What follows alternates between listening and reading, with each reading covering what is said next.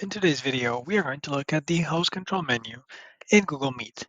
Some of these features have long been in the process of making and are now available. Let's start. First and foremost, to find the host control panel, we need to go to the bottom right corner where we have the host controls. When I click on it, there is a right panel that appears, Meeting Safety. In here, there's a couple of new things that I can now do as the host. First and foremost, there is meeting moderation.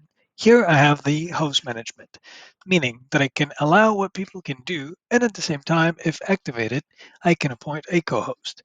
Some of the things that I can define are, for instance, if I want to let people share their screen, and at the same time, if I want to let people be able to message each other within the chat. Further down, we have meeting access with quick accesses. What are quick access? Quick access, when turned off, everyone who isn't invited must ask to join, including people in your organization. Slightly further down as well, we will have View All Host Settings. In here, we will have a third setting, which is at the bottom, Attendance Tracking. When this is turned on, the person who is the host will be receiving by email an attendance report. At the beginning, I did mention that we could appoint co-host whenever one of these settings was activated.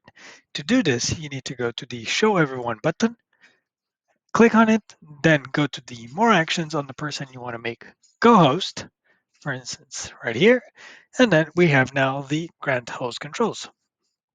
We will notice that now this person has Meeting Host. Last but not least, we have now a new feature as well, which is the possibility to mute everyone, which is only available to the host.